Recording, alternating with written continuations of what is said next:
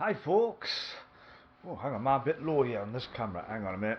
Just we'll lean it forward a bit. Better. There you go. Hi folks, Kenny the Vaping Heed back again. This time not so much a review, it's the best of 2019 I reckon.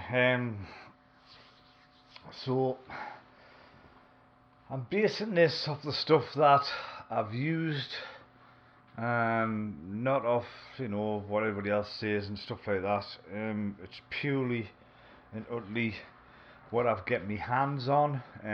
Obviously, I'm self-funded, so I do go out and buy this stuff. So I may be limited on buying some products, but that's where we are with it. But like I say, before we get down, dirty and have a look.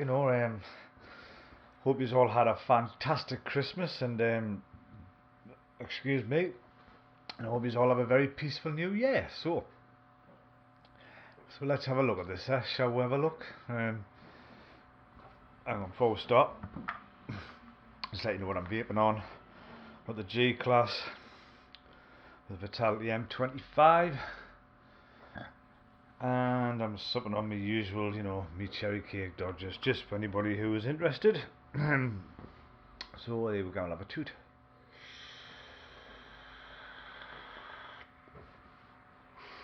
Fantastic. So anyway, I'm not going to keep this like a good long and boring video. I'm just going to go straight to the point. I may have missed a few categories out because obviously I haven't come across the product in that category, i.e. pods. Never touched any this year, so I'm in no position to review, tell you what they're like and all that, even though the place absolutely flooded with them.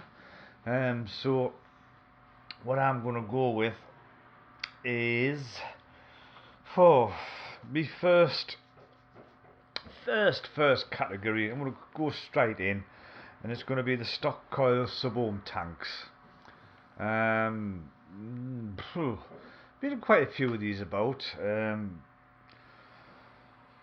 but I've gone basically for the Raptor by EH Pro.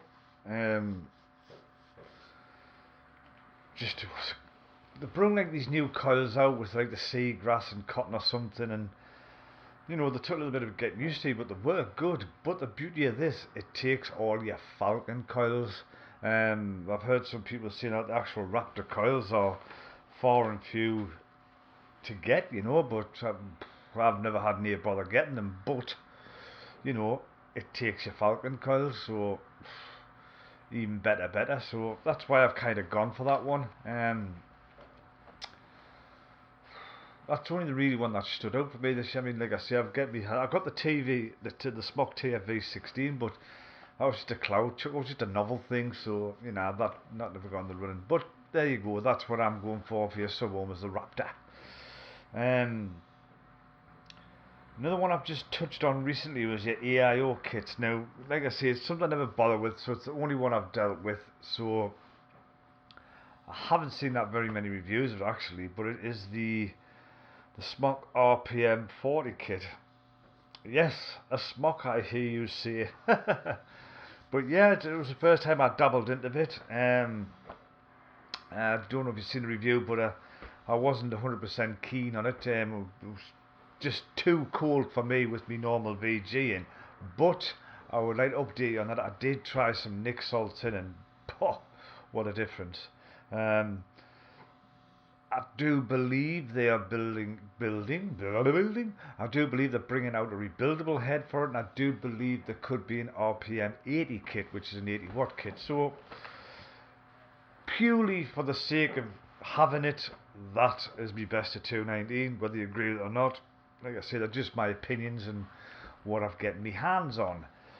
So I'm gonna go with my next one is the best skunk mod. Now, we pretty much know who's won this one, but again, I'm just going off what I've got my hands on, right? And for me, it's the Topside dual.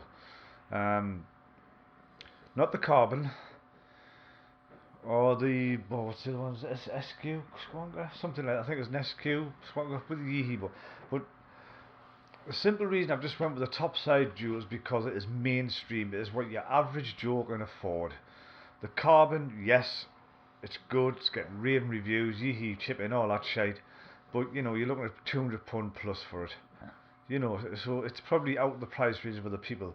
Whilst the top side dual is your mediocre, run of the mill, reasonably priced for, you know, your average daily user, and that's why I've gone for it. Probably the only squonk mod I use now when I've got my RDAs going. So yeah, for me, my pickup squonk mod is the topside dual. So there you go. Whether you agree or not with me on that one, that's a different matter. But like I say, I'm going for what I've used. You know, I can't go out and buy a £200 mod nowadays. It's just you know, it's very difficult to do. You know, and I kind of like want to stay with the mainstream, the average Joe, what the average Joe can afford. So you know, hence the topside Joe. I could have seen, now this one here, it's like kind of two categories into one. No. I'm gonna keep this. I'm gonna go the best top airflow RTA. That's top airflow. No, not bottom. And with those two, and I've shortlisted down to the Geek Vape Zeus X RTA, and obviously Mike Vape's Intake Dual. Both cracking tanks. But for me, the Intake Dual I'm just nudges it. Like I say, these tanks nowadays, they're getting so hard to tell apart when it comes to flavour. So for me, that, you know, the Intake is just edging it. And the reason I've gone for like a top airflow RT, because I do like them, I do like using them, because at the end of the day, it eliminates leaks. I think more should be invested in these type of RTAs, because you know, leaky tanks are normally what kill your mod, you know, when it leaks out the bottom or leaks and it goes into the workings in your mod. I've lost 2 G classes through leaky tanks, you know, over time. You know, it's 400 quid's worth of kit down the pan. I mean, so that's why I'm kind of flavouring towards the top, like the top airflow tanks. But don't get us wrong, I do like my bottom airflow, so you know, I'm not totally writing everything off. So when it comes to the dual coil RTAs, it was kind of down to maybe 2, and it was between the Blotto by Vaping Bogan and EH Pro, and QP Design Fatality M25, which I've got sitting on here.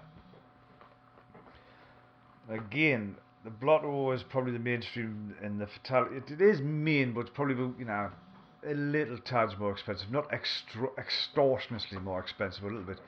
But the Blotto for me was doing a pretty damn good job, but until obviously this fella came along, and until, like, you know, I was changing the coils one day, and like I said, the airflow ring just jumped off its lock, and it just went round and round and round, and then it just went tight. So it took us forever to get it off. And I think if it was the Mark TVP, when he done his review on that, he noted that. You know, well, I must just getting a dodgy one, you know, because everybody else's was RE, but mine did do that. So that's why I kind of went down a peg on the list. But for me, this fella here, you know, the QP M25, you know, the Fatality, it's got a bigger brother out, the 28, which is a bit more airy. But this thing, my God, it's mainly because of the options you have with it. You can dial this into your own use. You've got a bottom airflow, you've got a side, you know, angled up airflow, and you've got your juice control. You know, you can dial in, you can set it to where you want it, and the flavour of it is immense. You know, it's a big, tall ugliest looking tank, yeah, but this drip tip I think looks divine. You know, the flavour of this is honestly it's unbelievable. Um, I've only ever, I've never really seen very many UK reviewers do this, to be honest with you. I think Reverend Vapes did it, and he gave it raving reviews. And he doesn't normally use RTAs, so obviously myself done one, but I've never seen none of the other mainstream reviewers do it. So for whatever reason, I don't know. But for me, that is the best one of 2019. Little bit more expensive, I agree, but it's not super expensive, So that's what I've gone for with that one. Um, Best single coil RTA. Well, there was only one really decent one out this year on the market, and that was the Kelpie by H Pro and Vaping with Vic. So I've gone with that. Cracking little RTA, single coiler, flavours banging, lovely, lovely, lovely. I never really bought any singles, and there wasn't really many out, so I just got to pick this one up because everybody was ranting and raving about it, and yeah, they had just caused a rant rave about because it's a cracking single coil RTA. So there you go. That's my best of 2019 is the Kelpie. The best dual coil RDA. I'm tending not to use drippers that much now. Um, Probably more back in the tanks. I drift, I drift from tanks, drippers. I drift, but this year I've been wanting the RTAs, um, and and it's something I've just dabbled in, but I did get one this year, and for me, again, they're a market where it's hard to tell them apart for flavour wise, but at the end of the day, I've gone for the dual coil RDA of 2019. It was the recurve dual by Mike Vapes.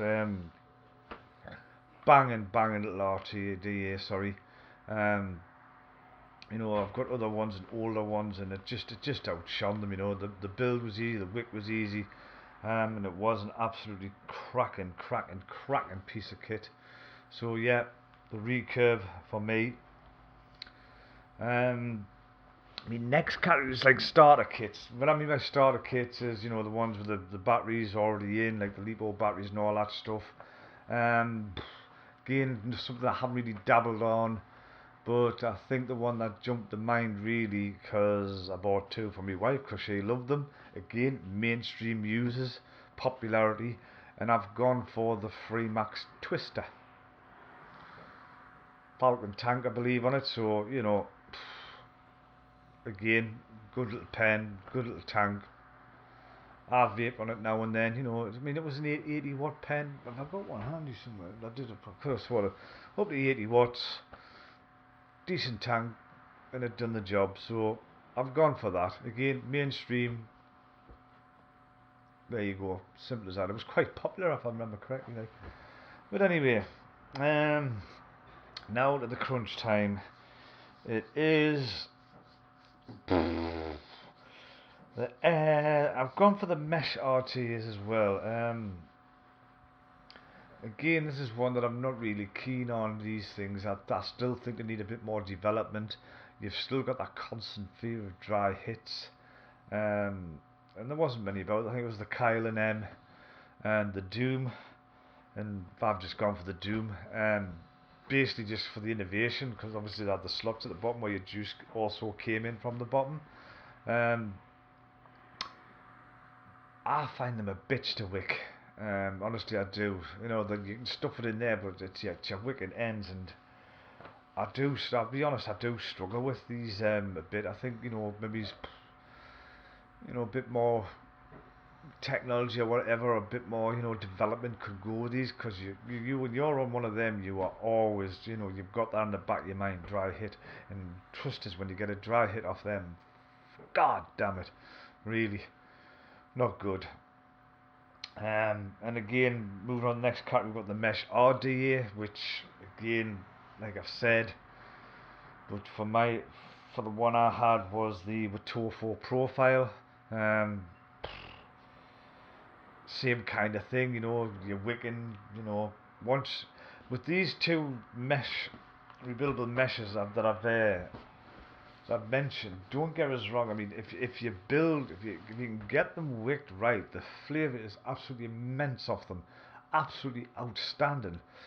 But you've always got that niggle, you know, dry hit. You know, you don't want to take a nice pull on it. You know, you've always got that niggle, and that's where I think, you know, they do need a bit more development. Um, because when you look at your sub-ohm mesh coil, you can see the coil in the middle and the wicking materials on the outside encased. But on the rebuildable, you've got this stripper mesh like in a half circle with the wick inside. So I don't know if maybe they should have it designed where the wick's outside. I don't know, you know. But at this moment in time, it works. But you know, you've always got that bit niggle. So I'm going to come down to my final category this time, and this is the regulated mods, dual battery, triple battery, whatever. I've narrowed it down to probably three. Again, no top end, you know, nothing, you know, your £200 box mods that are out now. Again, I'm never getting across them. I've just gone run of the mill. And the two I've narrowed down to, which would I put them joint first? Yeah, I can put them joint first. I've gone for two. I've gone for the Vapor SO Gen, cracking little mod, and I've also gone for the Aegis X. Vapor SO Gen, nice and lightweight. You know, it's a bit of innovation. You know, the stuff that's packed in that, or what it is absolutely mint. It looks gorgeous. You know, the two-tone drift. I got the blue, and it's absolutely. Have I got it handy somewhere? Hang on, I might have it. There you go. Hang on. If you bear with us, where are you? There she is. There's mine. It's absolutely stunning. It's just the colour that I like the blue. You know, lovely little mod. Absolutely stunning. I still use it, so I've gone for that one. And obviously the Aegis X, purely and simply for its durability. I've liked the Legend series. I've got the original Legend. You know, it's just for its durability, its practicability. It's my out and about. You know, it's what if I'm going out, that's the one I'll pick up. I used to take all my other mods out, you know, my expensive mods and all that shit, and they'd literally come back just battered and scratched and damaged and everything, you know. And I thought, nah, you know, this is crap. And then along came the Aegis Legend series. I got the Legend. I thought, wow, that's good. You know, waterproof, dustproof, shockproof, all that stuff, just for your general, you know, run of the mill bashing about when you're out and about. And then obviously the old eyesight starting to fail in my age, so they brought the X out with the big screen on. I went, well, wait, we'll get that, and that's mint as well. You can see everything quite clearly, spot on, and the screen, okay, it doesn't break. I think I've seen like the broken tested, dropped it and everything. The mod fell apart. I never actually broke the screen. It'll scratch because obviously it's plastic, but for an out and about rugged mod, mainstream price, I still pick it up now. If you know, I go out, you know, I'll put me whatever mod I use in the house and go straight away and pick that up, and away I'm out with it, because it's just because of the practicability and the durability of it. You know, it can take a bit of a bashing, and you know, you can guarantee it'll come back working. So that's kind of where I went with that one. So yeah, I mean, like I said, that Vapor SO Gen, beautiful mod, but like I said, if you took that out, dropped it, scratch, knackered. Take your Aegis out, drop it, still okay, you know. So that's me winners for 2019. That's me roundup for 2019, folks. What I think was good. Obviously, everybody's not going to agree with us, but a lot of people may agree with us. So you know, hopefully, you know, I'd like to think a lot of you would agree with this, but there you go. Anyway, like I say, it's down to me, what I've had, what I've used, and what I've thought of it. So, you know, it's just my opinion. Um, so, all I can say now is, like, you know, just remember to, you know, to like, share, and all this stuff with this video, subscribe, all that kind of stuff. I hope you have all had a wonderful Christmas, because I'm now doing this for it's Boxing Day now, so I hope you've all had an absolute wonderful Christmas and you got everything you wanted of Santa, including a bit of vape gear. Um, I wish you a very, very prosperous and peaceful new year. Um, and I will be back in 2020. Um, just plodding on and see where we'll go with it. Looking forward to next year. Looking forward to see, you know, what comes along. I know vaping with Vic and H Pro is bringing these RDA Kelpie out, so that's a one to watch for in the future. So yeah, like I say, that's my best of 2019. So I'll not ramble on anymore. I'll just sign off now. Say I've been Kenny, the Vaping Heat. Stay safe, vape safe. I'll see you very, very soon in the next one. Cheers now. Bye.